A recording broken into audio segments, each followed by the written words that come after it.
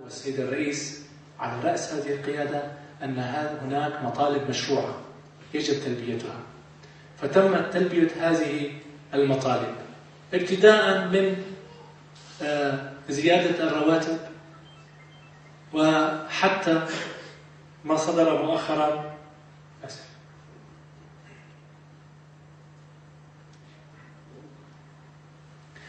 من مراسيم وقوانين تعدد الأحزاب، الانتخابات، قانون الإعلام، قانون الإدارة المحلية، وقد يكون هناك في المستقبل القريب قوانين أخرى ستصدر تلبية كما قلت وكما ترى القيادة، تلبية للمطالب المشروعة للشعب السوري.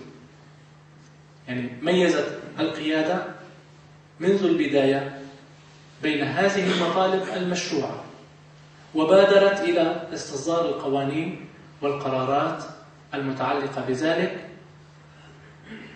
في وقت كان هناك مطالبات وما تزال من الخارج بأنه يجب تحقيق الإصلاح في سوريا، وباعتراف البعض بأنه خلال الأشهر 6 أو 7 الماضية صدرت قوانين في سوريا لم تصدر منذ عدة سنوات.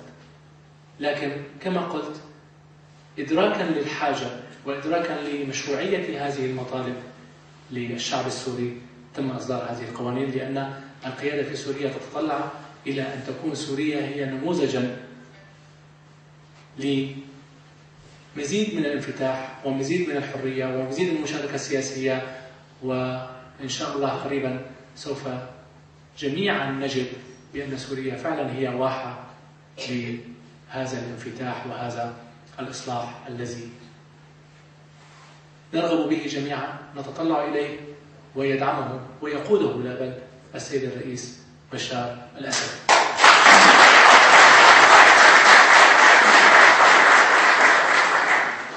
على الجانب الآخر استغل البعض، طبعا المؤامرة على سوريا ليست وليدة لحظتها، يعني خرجت المظاهرات وصارت الأزمة مباشرة، لا، هناك من كان يخطط لمثل هذه الأزمة منذ سنوات وسنوات.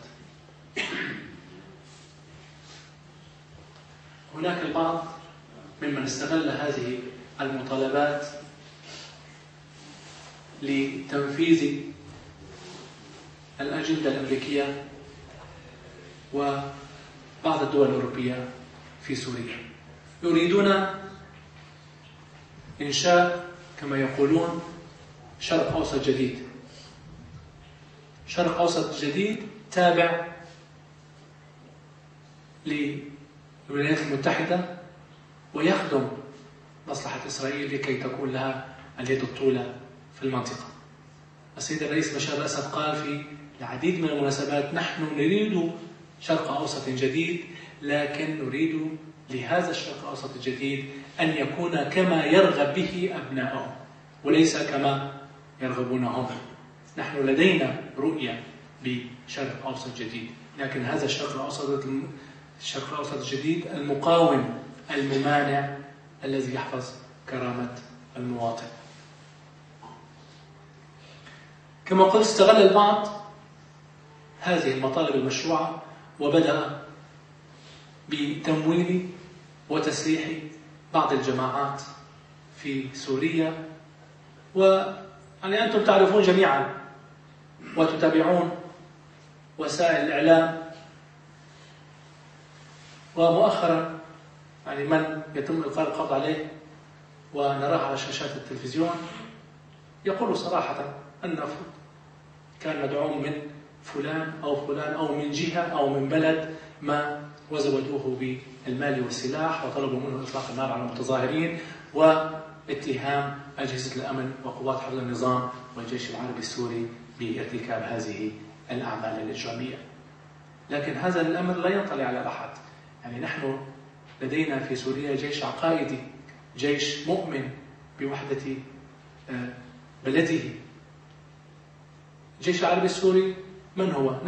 نحن جميعا أبناء كل الطوائف، الجيش العربي السوري وقوات حفظ النظام والشرطة والأمن. هؤلاء الناس الذين يضحون بدمائهم لا يمكن أن يقوموا بقتل مواطن بريء.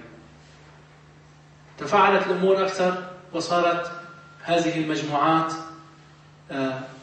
تدعم بشكل أكبر من الخارج تحت كي تفسح المجال للتدخل الخارجي في سوريا تحت مسميات مختلفة.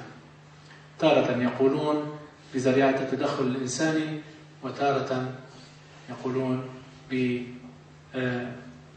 بمسؤولية الحماية. يعني مصطلحات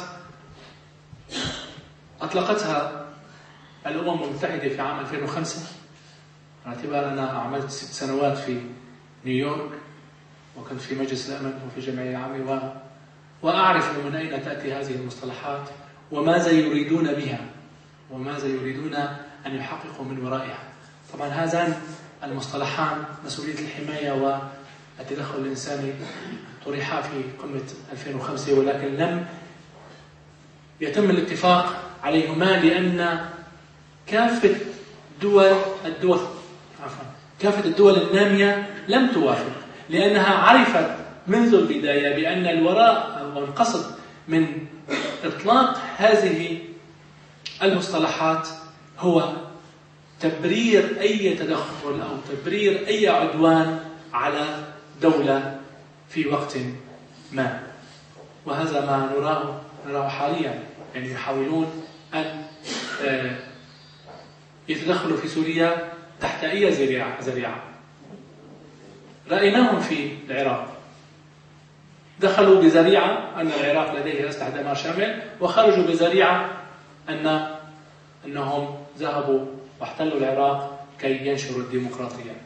وأنتم تعرفون ما هي الديمقراطية التي نشروها في العراق وما كان ضحية هذه الديمقراطية.